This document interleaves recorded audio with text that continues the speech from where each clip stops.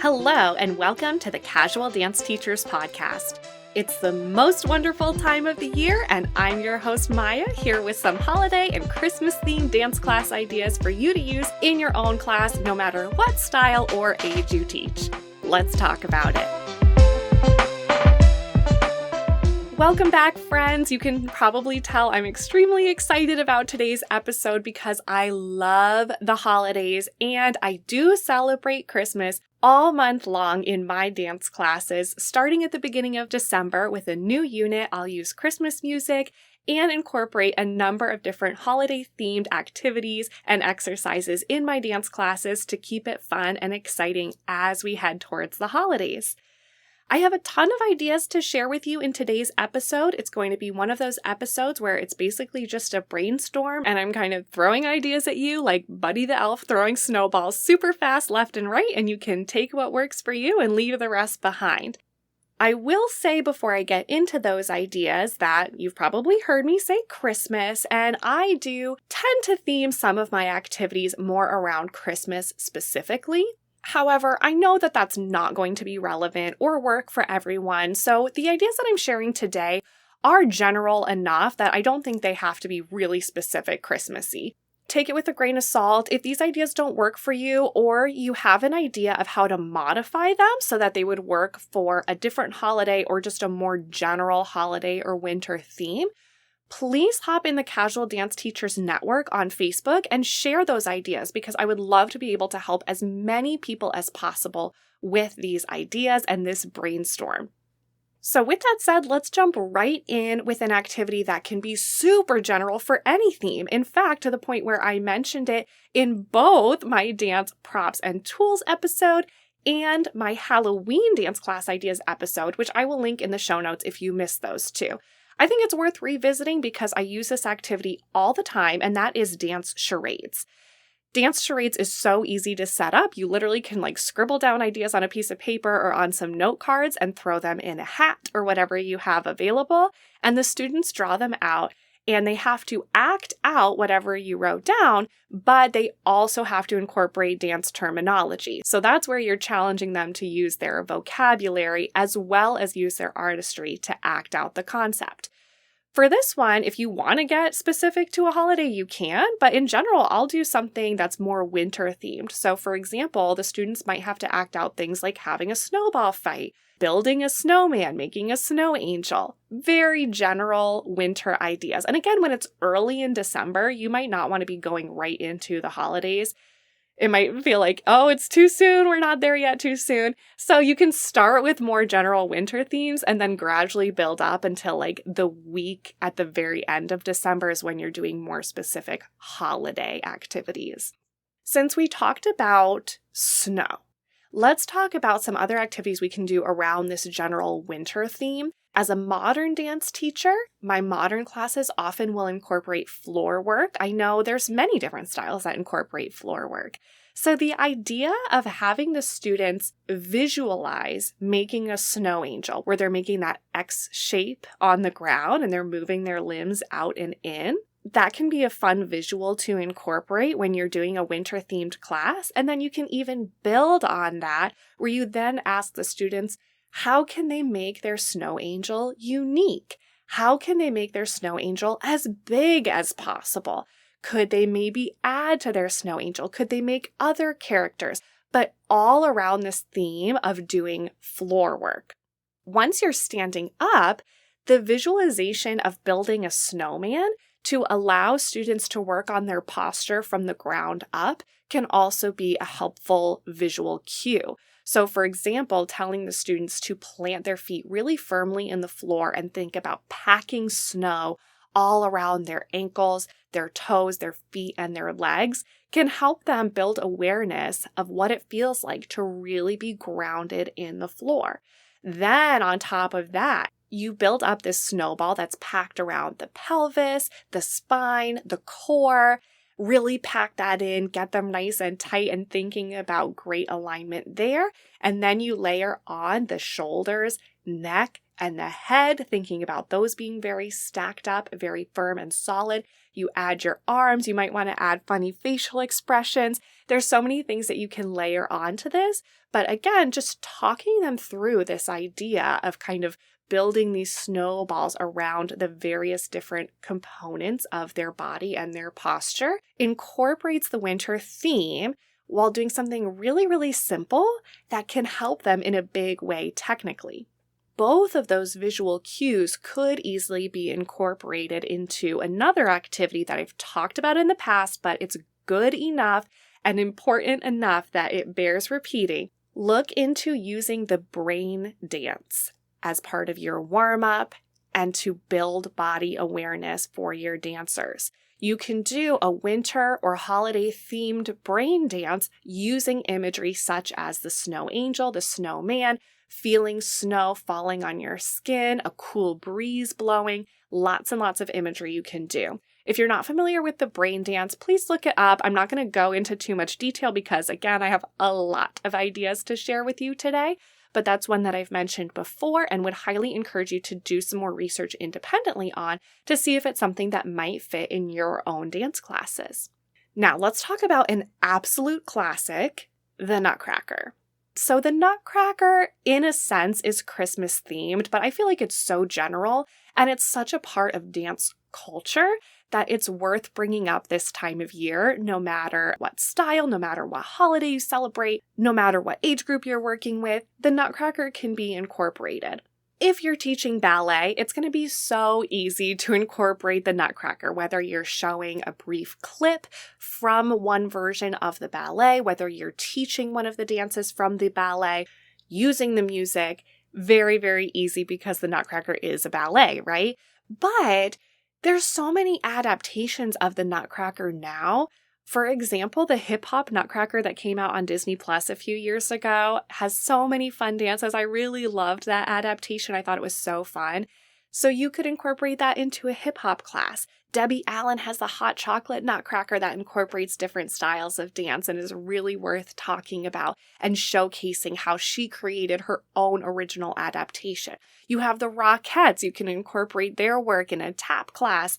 There's so many different variations of the music alone, like pretty much any style that you could imagine has done their own take on the original Nutcracker music. So incorporating that, just giving dancers of any style an awareness of the Nutcracker's place in dance culture and the story and making it a fun way to celebrate the holidays is super fun to incorporate into classes this time of year. I personally like using the snow scene from the Nutcracker as a way to practice Grand Allegro in ballet or in any style practicing big jumps. If you really want to make this extra fun and you're like a Pinterest dance teacher and you have the time on your hands to do a little extra work, not necessary, but maybe you could get some fake snow or some confetti and allow the dancers to actually throw snow while they're doing leaps to practice those strong arms and incorporate the snow scene theme. If that's too much, another fun thing you could do that does take some setup but not as much cleanup would be to cut out or purchase some nice big paper snowflakes and hang them from the ceiling. That gives the dancers something to look up at when they're leaping. It gives them something to reach for with their arms.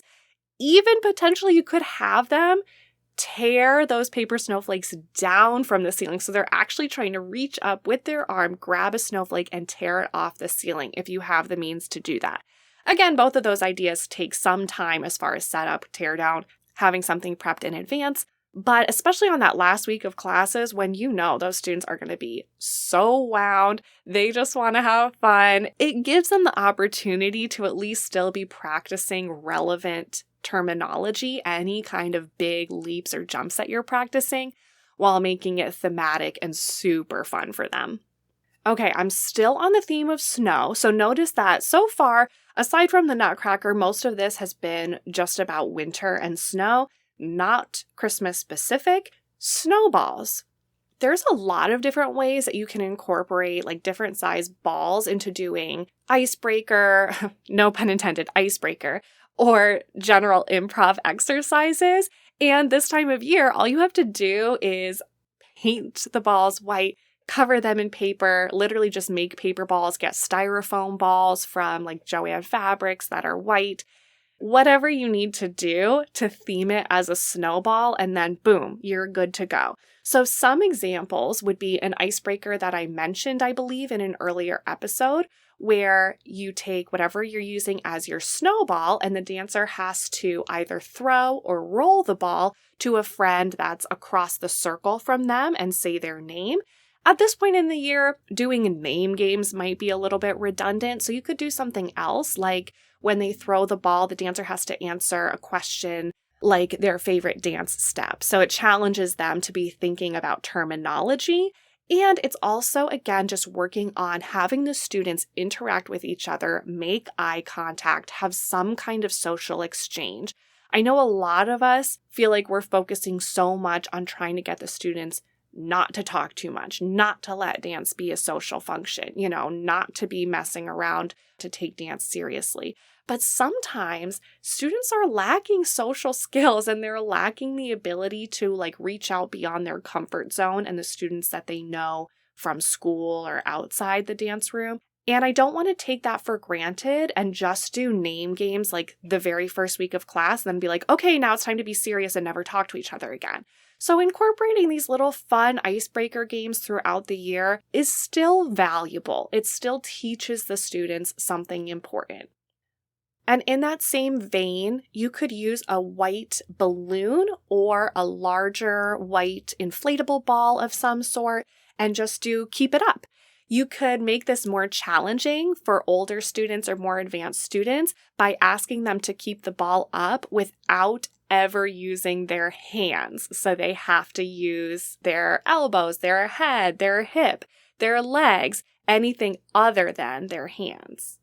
And another fun idea as far as the snowball theme goes, and I'll admit, I just saw this one on Instagram, so if this is your idea, give me a shout and I'll give you credit for it. But the dancers sit in a circle and they roll snowballs across the circle, but there's one dancer in the middle that has to be improvising floor work without the ball ever touching them. So they have their hands and feet on the ground, but they have to maneuver to different parts of the body to avoid the ball touching a hand, a foot, any part of their body. So that's a fun one to come up with some new creative movement, allow dancers to work on floor work again a little bit, and test their reflexes. Moving on to another fun prop that you can find pretty easily and ties in with the holiday theme, candy canes. Small candy canes, if you're teaching ballet, can be used between the fingers to work on definition of the fingers and make sure that the dancers don't crush them. And same with placing a candy cane. This is going to sound really silly, but placing a candy cane under their hand at the bar. So they have to hold on lightly enough that they don't crush the candy cane, testing out their grip on the bar. And then at the end, they all get a candy cane as a special treat.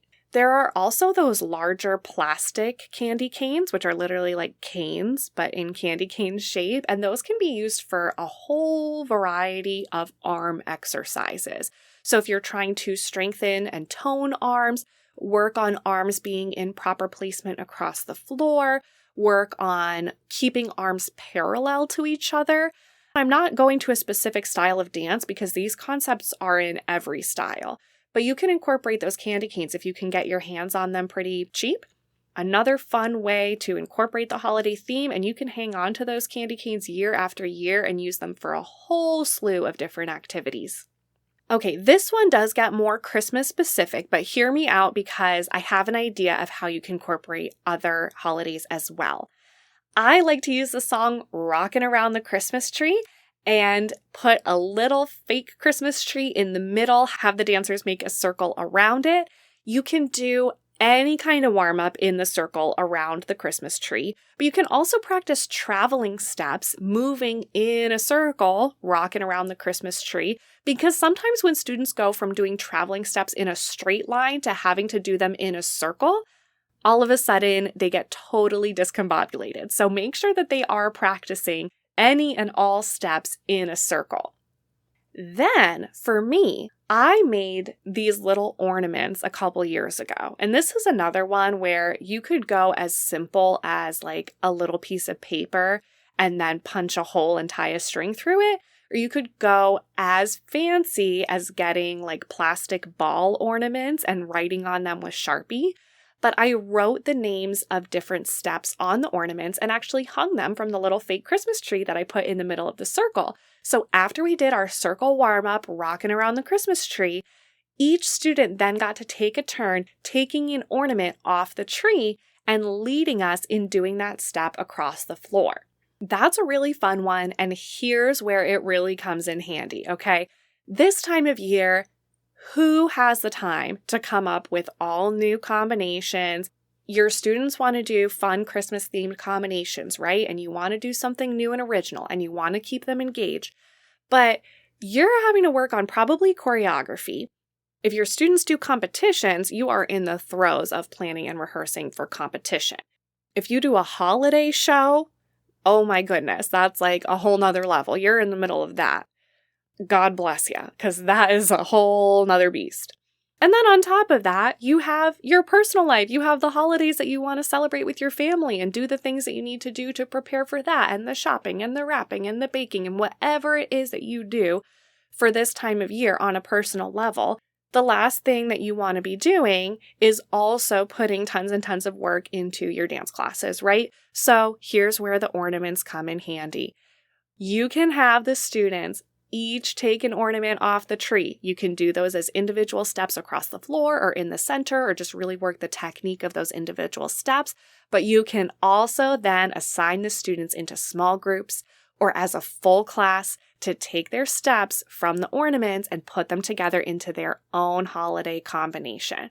Okay, that's the lazy teacher's guide to coming up with a Christmas combo that will be fun for the students, test out their knowledge of their vocabulary again, and be minimal work for you.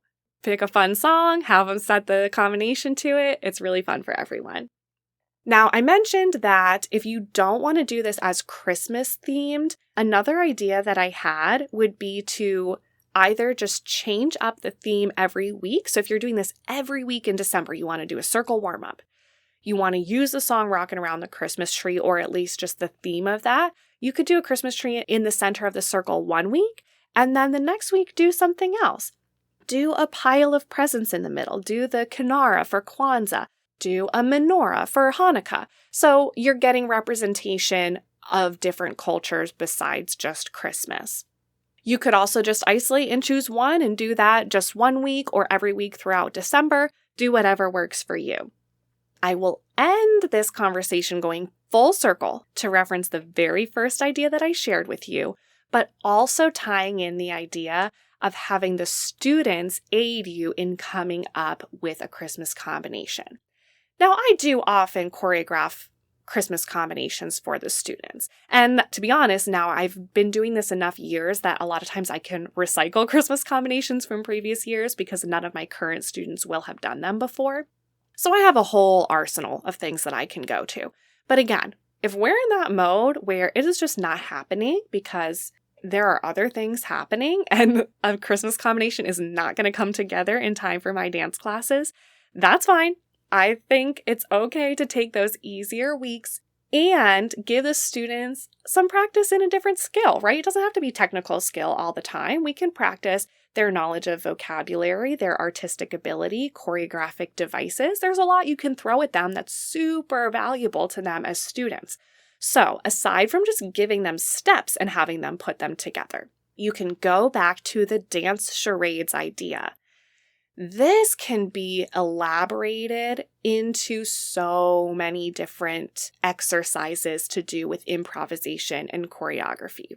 So you can play a really simple game of dance charades, which is just the student draws the word or phrase from a hat. They have to act it out and dance it. The students guess, and then, when someone guesses right, they get a prize or they get to go next. That could be the end of it. Or they then each have a word or phrase that has something to do with winter theme or holiday theme. And then you can start to assign them some improvisation exercises to build phrase work around whatever that word or that cue that they got from charades is. teach them a bunch of different choreographic devices and have them play around with dancing and using those devices and manipulating movement and coming up with original movement material that's based on this one single word or phrase that they pulled from the hat. Then, if you still need more, have them start to put their original pieces together into longer combinations. You could come up with a whole dance this way, right? And then some. So if you take just a couple minutes to jot down on cards at the beginning of the season, different things that you can think of, like having a snowball fight, baking cookies, Santa sliding down the chimney, right? That's a nice action one that they can act out. Write down anything that you can think of that has to do with the holidays. Now you have those to use for all different classes, that the younger ones can do it just as dance charades. The older ones can really go deep into using that to build out phrase work and come up with their very own holiday themed combination. So you have so many tools here. I hope I gave you something that you can use in your classes, because that was a pretty big brainstorm. But there's always more, so much more, right? It's the holidays, like everyone has ideas, everyone's itching to do different thematic activities in their dance classes and make it fun. So hop on to the Casual Dance Teachers Network on Facebook, spam me with your ideas. I would absolutely love to hear them.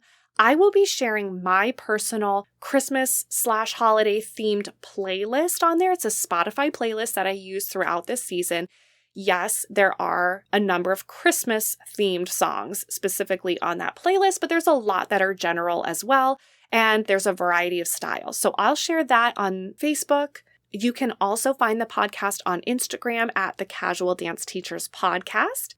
And I will continue to try to share new holiday themed ideas, anything that strikes me that I'm able to use throughout the coming weeks leading up to my studio's holiday break. I will be sure to share with you there. So keep checking in. As always, I want to thank GB Mystical for our theme music for the show. Thank you all for listening. If you want to give me the best Christmas present ever, could you pretty please leave a review for the podcast on whatever platform you're listening on? That would help me to reach more people.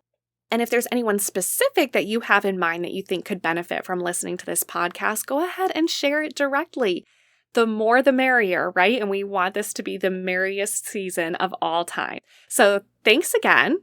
And because I referenced Debbie Allen's Hot Chocolate Nutcracker earlier in the episode, I'm going to close with a Debbie Allen quote. "Dance is not just a physical activity, it's a spiritual experience."